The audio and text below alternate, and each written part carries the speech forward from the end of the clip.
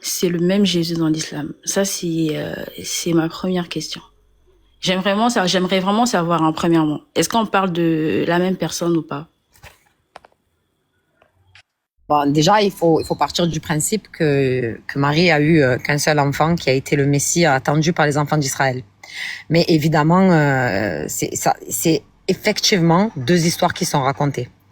Une racontée par la Bible et une racontée par le Coran. Alors, si on part du principe qu'on va se baser sur les deux histoires, ce n'est pas le même. Le Jésus dans le Coran, et Isa, le fils de Marie, qu'Allah soit satisfait de lui, lui, il est béni en islam. C'est un prophète qui a été envoyé par le véritable Dieu pour ramener les enfants d'Israël dans la foi à l'unicité de Dieu, qui a été envoyé aux enfants d'Israël. Et c'est un véritable prophète envoyé par le véritable Dieu. En islam, il est béni. Il est béni quand il est né, il est béni quand il a vécu, il est béni quand Allah l'a élevé. Allah n'a pas permis en islam que son prophète soit humilié sur un poteau. Allah en islam, il n'a pas permis ça. Tu comprends? Jésus dans l'islam, c'est un grand prophète. Il est même plus cité que notre prophète à nous, alayhi salam. Par son nom, hein, nommément. On a parlé de sa mère dans l'islam. On a honoré sa mère en islam. Allah a élu la mère de Jésus au-dessus de toutes les femmes du monde. On a même parlé de sa grand-mère. Il faut vous lever de la tête, les chrétiens, que les musulmans rejettent Jésus. Non. Les juifs, eux, ils ont rejeté Jésus. Les chrétiens, eux, ils ont élevé Jésus au rang de Dieu. Nous, les musulmans, on a dit de Jésus ce que lui, il a dit de lui-même. Tout simplement. Il a dit qu'il est envoyé de Dieu. On dit que c'est un envoyé de Dieu. Il a dit qu'il est un prophète. On dit que c'est un prophète. Il a dit qu'il a été envoyé aux enfants d'Israël. On dit qu'il a été envoyé uniquement pour les enfants d'Israël. Voilà, donc c'est pas le même Jésus. Jésus dans la Bible, il est maudit. Dans la Bible, Jésus, il a été maudit. La Bible maudit Jésus. Il s'est fait malédiction pour vous.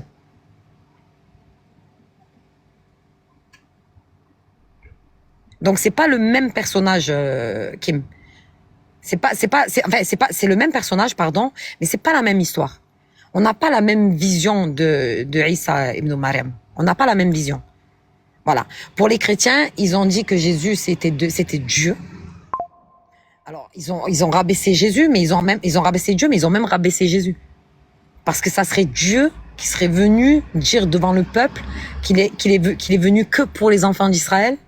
Dieu qui serait venu dire devant le peuple qu'il ne peut rien faire de lui-même. Dieu qui serait venu dire devant son peuple qu'il a un Dieu. Comme quand il dit, je monte vers mon Père qui est votre Père. Vers mon Dieu qui est votre Dieu. Mais c'est trop simple. C'est tellement simple à comprendre que ça devient compliqué. Je sais pas si tu vois, en fait, Kim. C'est le même personnage, en fait.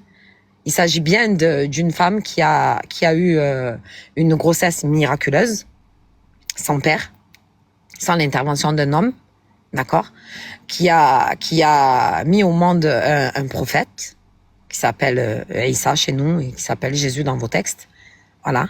Mais par contre, son histoire est complètement différente. Nous, il n'est pas mort chez nous en islam, on n'a pas tué Jésus. Jésus, Allah, il l'a élevé.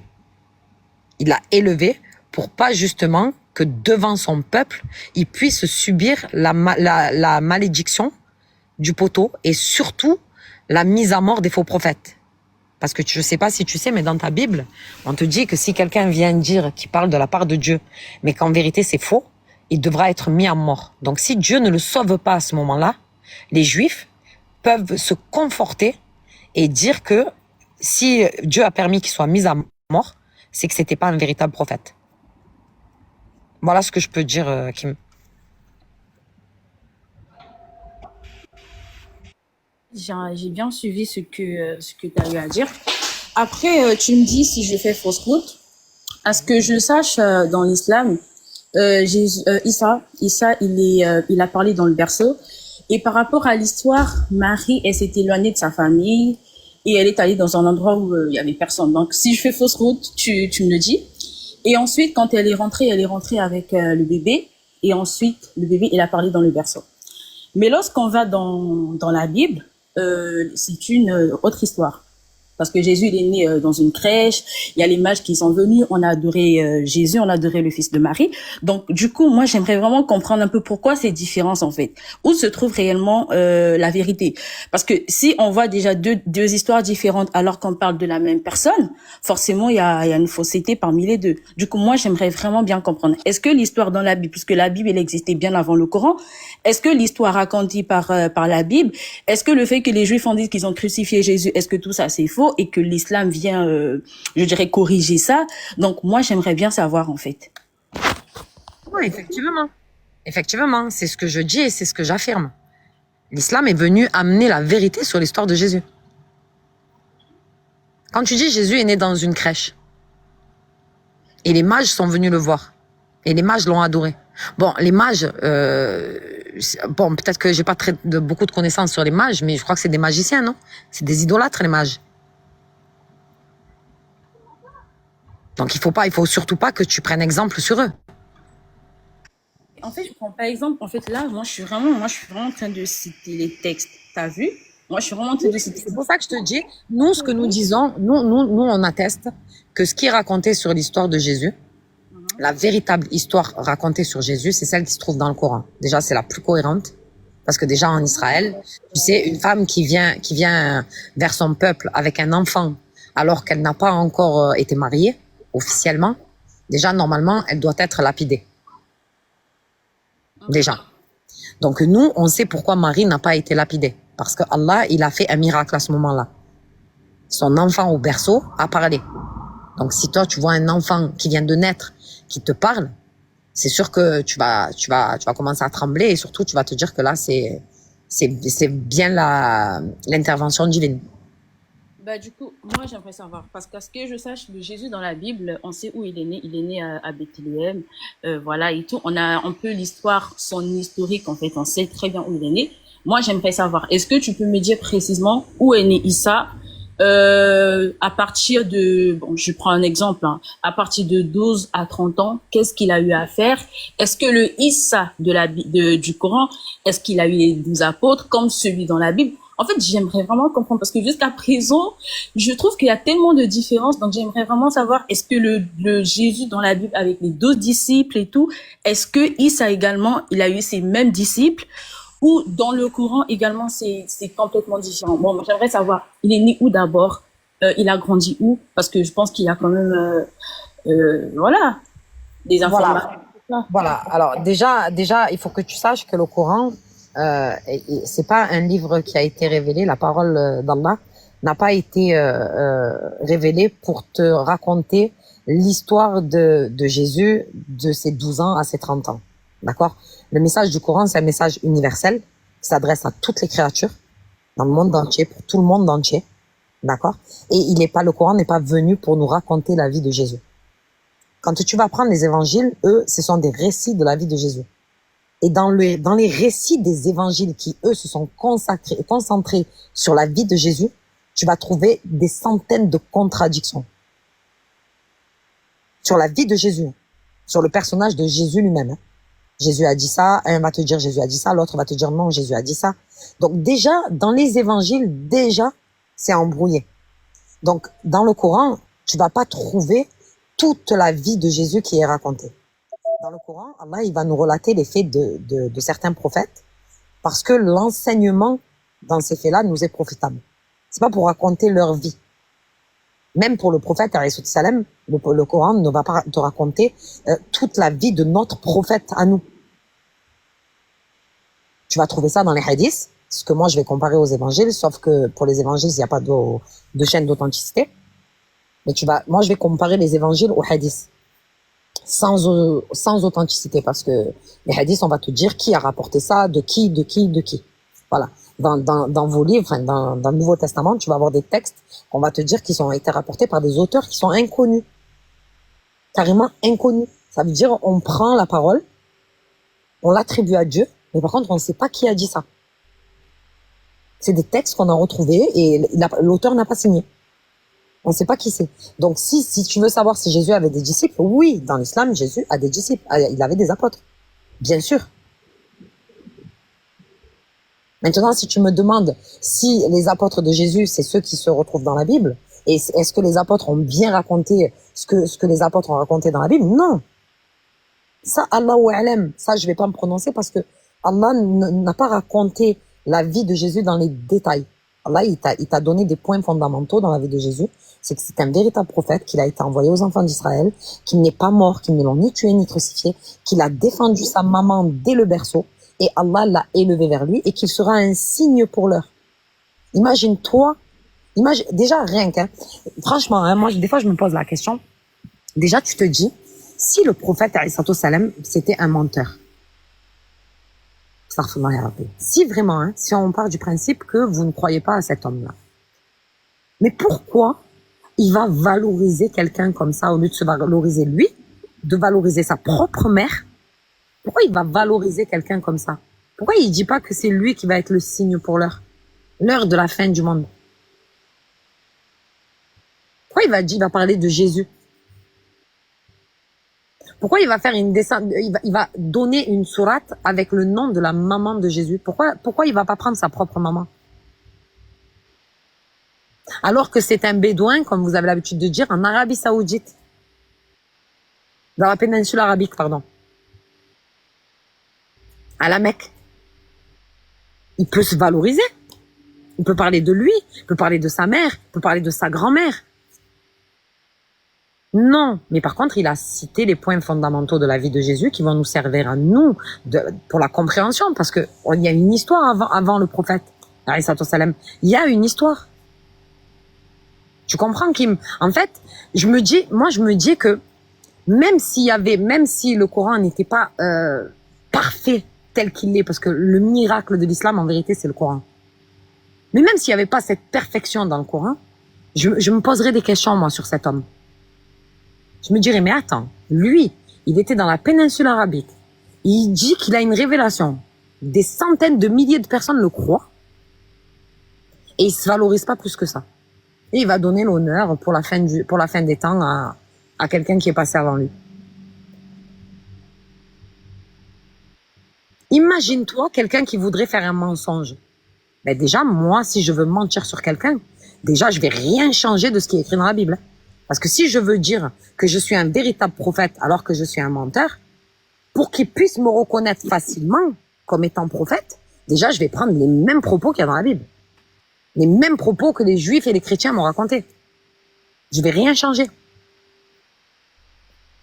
Et par contre, après, je vais dire que je suis un prophète, et là, je vais me valoriser, ou au moins ma mère. Et si je valorise pas ma mère, je vais pas valoriser la mère de quelqu'un d'autre.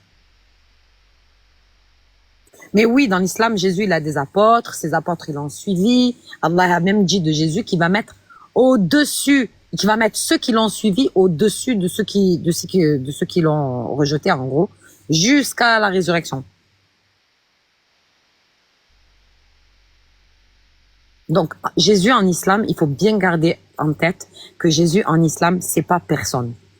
C'est un grand prophète. Sauf que Allah, il nous a bien fait la distinction entre les deux. Isa, il a été envoyé aux enfants d'Israël. Et le prophète Muhammad, lui, il a été envoyé à l'humanité tout entière. Mais sinon, ce sont deux prophètes et on fait aucune distinction entre eux. Voilà, Kim, ce que je peux te dire. En fait, merci déjà pour tes réponses. J'ai bien suivi ce que tu as dit. Donc, en gros, si je comprends bien, parce que on sait tous qu'il y a quelqu'un qui a été crucifié, quand même, parce que les Juifs, ils affirment qu'ils ont crucifié Jésus. Du coup, moi, j'aimerais savoir, selon toi, puisque l'islam n'affirme pas cela, il rejette le fait que Jésus a été crucifié, moi, j'aimerais savoir, c'est qui cette personne que les Juifs affirment avoir crucifié? Si ce n'est pas moi. Voilà. Alors, selon le Coran, c'est un faux semblant. Ça leur a apparu ainsi. Ça veut dire Voilà. quoi? Ben, ça leur a apparu ainsi, c'est-à-dire que ça peut être vu dans le sens que y avait une personne à sa place, ou on peut prendre ça dans le sens que c'est une vision qu'ils ont eue. Ça leur a apparu ainsi. Comment ça, C'est je ce comprends pas. qu'ils ont cru. En fait, c'est ce qu'ils ont cru. En fait, C'est ce c'était qu'ils ont pas cru quelque chose. voir, en fait. En fait, selon l'islam, c'était, je dirais, peut-être une imagination. En fait, c'est pas un fait. C'était pas Voilà, un fait. c'est un fait. Si, c'est un fait d'Allah. C'est un fait de Dieu. Ça leur a apparu ainsi. Dieu a fait en sorte que ils ont cru voir ça. Et tous ceux qui vont maintenant après essayer de, tu vois, là, tu me poses la question. Moi, maintenant, si je viens essayer de te dire qui était à la place, qui était ceci, moi, je peux juste te donner des signes, même dans ta propre Bible, que ça ne pouvait pas être Jésus. C'est pas possible. Dis-moi, vas-y. Par exemple. Moi, j'aimerais Alors, savoir. par exemple, parce que déjà, ça ferait mentir l'éternel Dieu. Ça le ferait mentir. Pourquoi? Parce qu'il a dit que celui qui pourra être mis à mort, là, c'est celui qui va être un faux prophète. Le faux prophète qui viendra parler en son nom et qui va dire des choses qu'il n'aura pas enseignées, il sera mis à mort. Déjà, ça, c'est le premier point. Le deuxième point, c'est que Dieu te dit dans la Bible qu'il est toujours à côté de ses fidèles. Enfin, je sais pas si c'est ça exactement le terme, mais toujours qu'il est toujours auprès de celui de celui qui lui sont fidèles. Et là, la Bible va faire dire à Jésus que Dieu l'a abandonné. Alors que Dieu, il dit qu'il abandonne pas ses fidèles. Ensuite, tu vas encore retrouver des versets dans la Bible où on va te dire que Jésus a été, voilà, ses serviteurs, merci. On va te dire que Jésus, il a fait une prière pour que cette coupe s'éloigne de lui et qu'il a été exaucé à cause de sa piété. Donc, en fait, effectivement, dans la Bible, on va te dire que Jésus, il est mort, hein. Je peux pas le nier, c'est écrit noir sur blanc. Bien sûr. Voilà. Mais par contre, quand tu te bases, quand tu fais appel à ton discernement, tu te dis, mais alors Dieu, comment se fait-il qu'il a promis à ses fidèles de pas l'abandonner? Comment se fait-il que Jésus lui-même dit que Dieu l'a abandonné? Est-ce qu'un véritable prophète de Dieu peut un jour sortir cette phrase de sa bouche? Mon Dieu, ou mon Père, pourquoi m'as-tu abandonné? Alors que selon les chrétiens, Jésus, il est au courant de sa mission. Il sait pourquoi il est là. Ça veut dire qu'il sait que le fait qu'il va passer à la croix, là, c'est pas un abandon de Dieu. Au contraire, c'est le but de ta mission. Selon les chrétiens, j'ai bien dit. C'est le but de ta mission. Donc pourquoi tu te sens abandonné si tu sais toi-même que tu es venu pour ça? Bon, Jésus, tu es venu pour mourir. Bon, c'est l'heure où tu meurs. Pourquoi tu dis que ton père t'a abandonné? T'as pas abandonné. Au contraire. Ouais. Alors, tu Tu comprends que... Qu'est-ce que vous pouvez parler un peu? Attends, Bianca. Eh, Kobena, pardon. Kobena, il faut prendre note. Continuez. Voilà. Est-ce que tu comprends, Kim? Ouais, en fait, là, tu viens de dire quelque chose qui vient d'attirer mon attention, en fait. Je sais pas si tu te bases sur le truc qui, je sais pas, c'est un verset qui dit si tu éloignes cette coupe. En fait, je connais vraiment pas, mais là, j'essaie vraiment de, voilà. Merci, il est possible que tu éloignes de moi cette coupe, non par ma volonté, mais que ta volonté. Mais pour ta volonté, un truc comme ça. Du coup, tu t'appuies sur ce passage-là, si je comprends bien. Non. Non, je m'appuie sur Hébreu. Les frères, est-ce que vous pouvez me donner le verset où on dit que Jésus, il a été exaucé à cause de sa piété? Vous savez que moi... Hébreu 5:7. Voilà, Hébreu 5:7. Tu veux qu'on lise? Regarde. Je vais te le lire. Hébreu 5:7.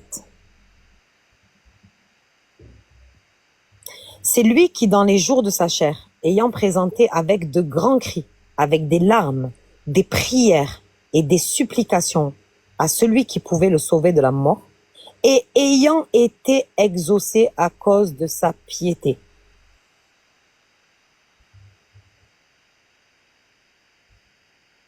Tu comprends, Kim? Voilà. Donc, tu vois, en fait, effectivement, dans les évangiles, on va te parler de la crucifixion, de la mort de Jésus. Effectivement, on peut pas le nier. Aucun musulman peut nier que dans la Bible, c'est pas écrit que Jésus est mort. Mais si tu fais appel, comme je t'ai dit, à ton discernement, tu vas voir qu'il y a un gros problème. Premier problème, c'est la parabole du vigneron. La parabole du vigneron va te dire que Dieu, le but de l'envoi de Jésus, c'est justement parce que les Juifs tuaient des prophètes. Et qu'il a envoyé son fils pour que pour lui, ils aient du respect. Essaye d'encaisser ça qui me dans ta tête. Ça veut dire que il faut que je comprenne que Dieu, il va dire une chose. Il va dire que comme les Juifs, ils ont tué des prophètes, il envoie le Messie, son fils, là, pour que pour lui, vu qu'ils attendent le Messie avec impatience, donc Dieu leur envoie, dans le but que au moins pour lui, il le respecte. Donc ça, c'est ce qui est écrit dans la Bible. Mais on doit comprendre que en vérité, le but de l'envoi, c'est pour perpétuer la mort des prophètes. Ça veut dire qu'il faut qu'il le tue aussi. Pas vrai ça. Moi, je veux descendre, je veux pas écouter tout ça. Sans.